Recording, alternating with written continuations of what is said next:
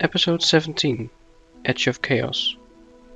Henry Wu enters the animal quarters of the sick animals, where Gary Harding is feeding the young ones, throwing small pieces of meat towards the compies, which they swallow down fast. Henry carries a syringe and 3 tubes labeled 408A, 408B and 408C. How are we doing, Jerry? We're losing them, Henry. Aztec died this morning and Trike 2 and 3 are not eaten since yesterday. Just lying there. Well, let's hope for the best. I've got these new test samples of a new formula. I've got a good feeling about these. Can you administer them to the animals in about the same stage of the disease? I'd do it myself, but... I know. It's okay. I think it's best to administer them to our Group B galleys over there, after feeding. Jerry Harding points to a group of cages labeled G1 to G6, holding 6 young gallimimus, lying on straw. Only one of them is standing, none are very active. Okay, great. Thanks. I'll go check on Raymond. Henry leaves the samples and the syringe on the desk in the room for Jerry, and leaves the animal quarters. Safety procedures stated that he was not allowed to touch the animals. Near the old research facility, Vic Hoskins and his 5 guards, with Sarah and Tim, walked through the jungle, arriving back at the cars. Vic, walking past the second Humvee, one with the transport cage on the back, looks down, seeing the muddy trail the tires made when sliding in a quarter circle across the road.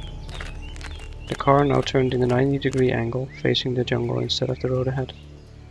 Hoskins sighs, while moving his hand across a scratch in the metal, ending in a dent in the door of the car. But this wasn't the worst of it. Looking up, Vic now looks back at the third car, at least that one wasn't touched. Then he looks at the first car. Damn creatures. Knocked over and trampled, laying upside down 20 yards down the road. 2 of the guards, Andy and Dennis, sit crouched down at the trampled car. The front of the car is completely crushed, the bottom bent, lifting the back higher up. Doors, hood and other pieces are thrown off and spread across the 20 yards of road ahead.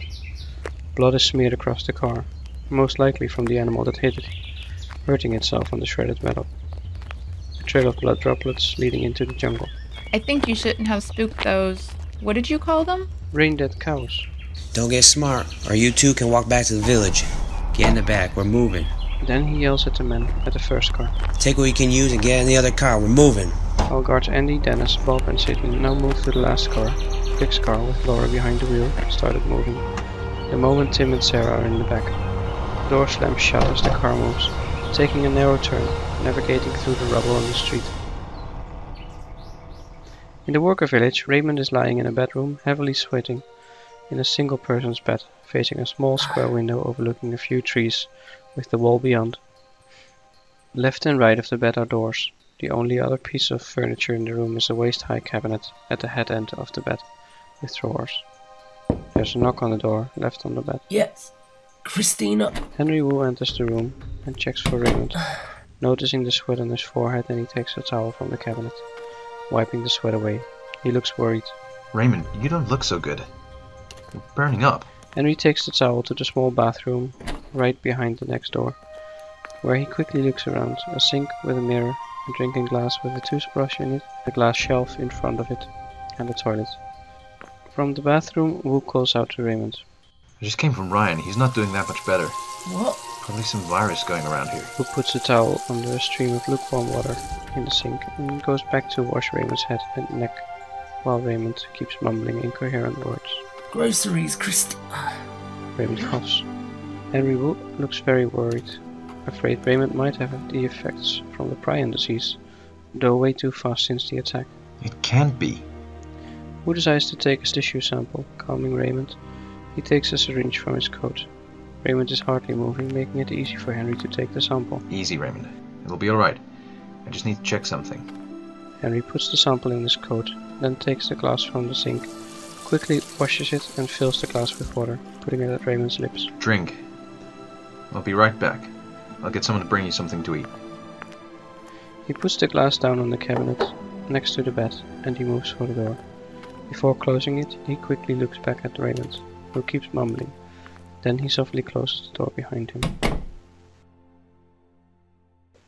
Finally having woken up, the commander of the 3 control workers now enters the control room, finding the 3 men looking together at the monitor.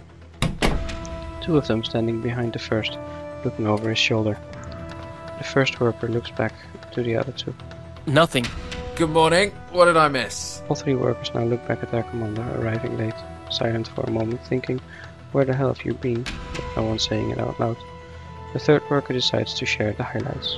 Mr. Masrani left a half an hour ago for the harbor, to get back to the mainland. His pilot is still sick. Good. Not really.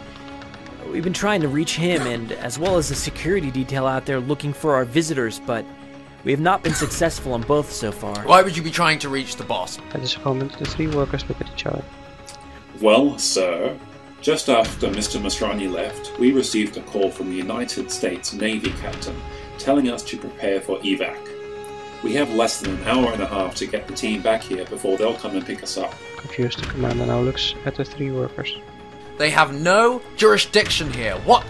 Why would they want to evacuate us? They were not very clear. Something about an outbreak? I remember he said outbreak, because it made me think of that Dustin Hoffman movie, We have no contagious monkeys here. Our dinosaurs, sir? I don't know anything about these dinosaurs carrying diseases. Well, the US Navy thinks they do, and they want us off, so they can destroy the island. Get Masrani back. Like we said, we're trying. I can give you the captain of the supply ship, which would take Mr. Masrani. Do that.